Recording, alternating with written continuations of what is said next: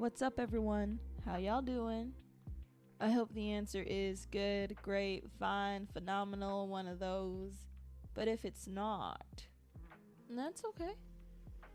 You're alive, aren't you? You're listening to my podcast for whatever reason. You've decided to take on another day despite it being so incredibly hard. That's a win. To me, that's a win. So good job. Let's start today's diary entry, shall we? Dear Diary, I feel like I am the weakest human in the world. And I'm not talking about physically. I mean, I could deadlift quite a bit, okay? I could squat quite a bit, okay? That's not what I'm talking about. I am talking about mentally. Mentally, I must be the weakest human in the world. And yes, I'm comparing myself to children because I get overwhelmed so easily. I get the mental breakdowns and paralyzing anxiety over the most simplest of things. If I have more than 2 things to do in a day, I'm like, how am I going to figure out how to get those done and like get them done perfectly well? Because my therapist says I got perfectionist tendencies. I don't even know where to begin on that, but I get all messed up, and my concept of time gets messed up when my plans or routine gets interrupted. I need perfect predictability to function, and that's not okay because life is never predictable. What happened? There was one day when I needed to take the bus to go see my therapist because my husband has a car. And so my plan for that day, okay, you got to catch the bus at 11:30 to get there for just a little bit after 12. Okay, so I need to wake up at this time. I need to eat breakfast at this time, wash my face, get ready, put on decent clothes. Have to start walking to the bus stop at around 11:20, be at the bus stop for 11:30 so that I can get to my therapy appointment on time. It's about 11 or so, and then I realize that I don't have any more bus tickets and I need to go buy some. And that is when the panicking begins. I'm freaking out. I'm thinking of what time I can go to buy the bus tickets, and I don't know what happened. I'm like even trying to explain how my thought process works. That's how you know anxiety don't even make sense, because if I'm trying to explain my thought process at that time, I can't even fully do it because it doesn't make sense. I was trying to figure out a time because the place where I go to buy my bus tickets is not very close. So I'd have to go out of my way to go buy the bus tickets and then find a different place to catch the bus. But the bus only comes every like 40 minutes or so. So if I miss the bus at 11:30, then I would have to wait like 40 minutes to catch the bus, and then I'd be 40 minutes late, except my therapist has a very flexible schedule, so she wouldn't even have made a big deal about it if I was super late.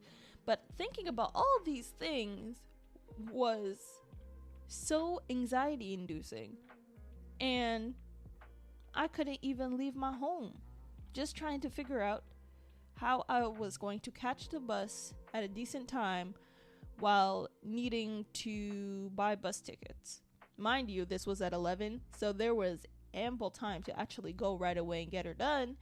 But because of the anxiety, I wasted so much time that it wasn't till about 11:30 that I messaged my therapist and I was like, hey, yo, I can't do this today. There's too many things going on. I can't breathe. I'm just freaking out. Like, that's not normal. I had half an hour to figure out everything. It doesn't take me half an hour to go buy bus tickets. And I could have easily gone from where I bought bus tickets to a bus stop on the way for the bus that I was taking to get me to my therapist. But did I do any of that? No. I stayed at home and freaked out on my therapist about how there's no way that I could meet up with her that day. So yeah, I think it's fair to say that I may very well be the weakest human alive, because that shouldn't be anxiety inducing. That shouldn't have been a problem. That it's so sad, because I don't even have a lot of responsibilities right now. I'm still on my sick leave, so I'm not working. We ain't got no kids, so there's no responsibilities there. I mean, all I have to do is take care of myself, and I get overwhelmed just doing the things that include, which is going to therapy, buying bus tickets to go to therapy. I think what really bugs me is that I never used to be this way. I really never used to be this way. I could do so many things in a day and then add some more things. I was very spontaneous, like, you know, whatever you want to do, I want to do. Let's go. Let's have fun. Let's just do it.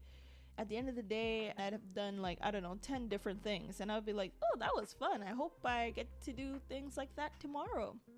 Like, I could do back to back to back, day after day. And I understand, you know, when you're a teenager and that you have energy because you're young.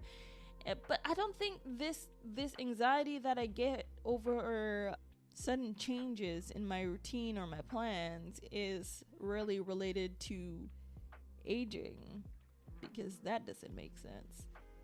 Life doesn't become more predictable. I guess to a certain degree it does, but especially not in my profession. I work with people. People will never be predictable.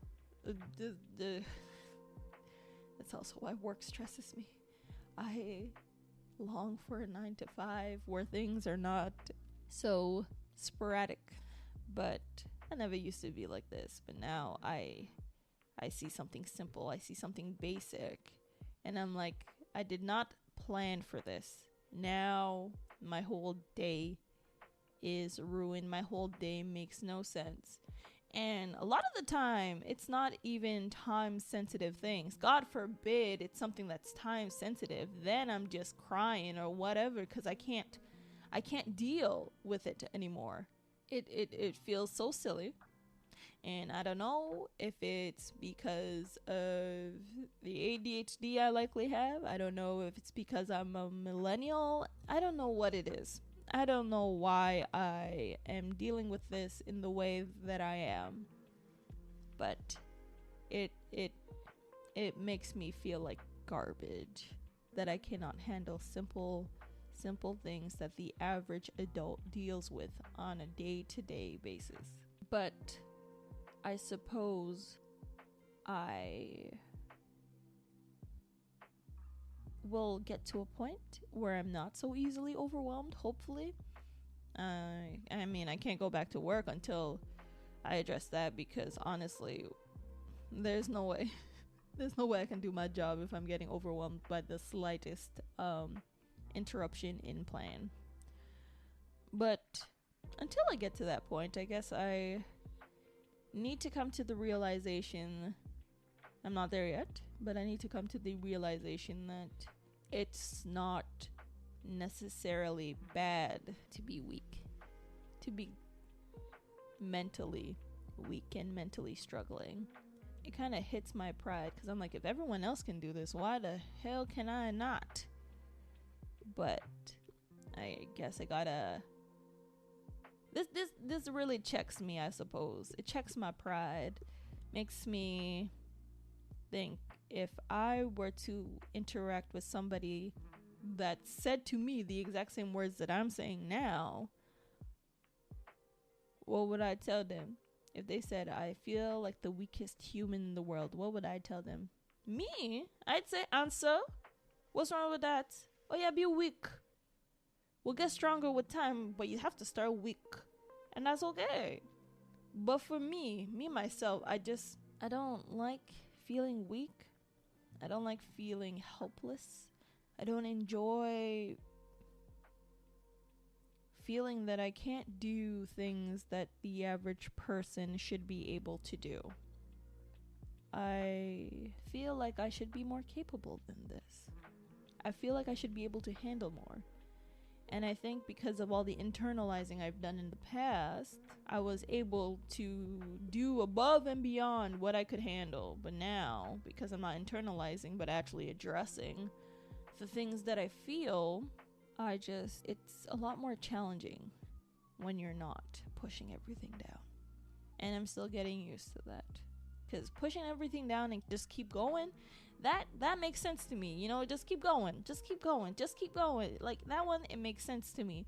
But to actually address what you are feeling, actually feel what you're feeling, not feeling the anxiety, but, ignoring it and doing whatever you got to do. Because that is not how we should deal with things, I don't think. I think we need to address them, not let them consume you, which is what I'm going through right now. I'm addressing them, but those feelings are consuming me and consuming my time and my thoughts. But I gotta find that place where I'm not just ignoring and pushing down feelings, but I'm not letting them overwhelm me. I gotta find that nice middle ground where I accept what I feel, and then after I work through that, and then keep it pushing. I haven't been working through these feelings. I don't like it. I don't enjoy it. I'm very used to not feeling and just going. But this is the period where the good Lord has forced me to take time to deal with my mental struggles, I suppose. All I want to say is I am aware. I am aware that this is just part of the things I need to work on. It's still hard though. It's still hard to look at people live day to day doing all these things. I have friends that have kids and they're doing all sorts of things, and I'm like, how do you have time to breathe? How do you not just lie down on the bathroom floor and cry? How do you handle these things? Because me, thinking that I'm the average person, cannot handle any of that. It's hard. But I guess today I'm going to work on accepting the fact that I am weak, and there's nothing wrong with that. I don't know. It sounds weird. It sounds crazy, but I guess it's true. Because that's what I would tell somebody else. There is nothing wrong with being weak. You start weak, you get strong. You just gotta keep working on it. So I guess that's what I'll do. I'll keep working on it. I just hate feeling weak. But it's okay. We'll get there. Alright, let's wrap up. I really don't know how to end diary entries because I never did this before. But you know what? We just gonna end for now until I figure it out. So, that's it. That's all. Try your best to have a great day. And I'll see you in my next diary entry. Bye.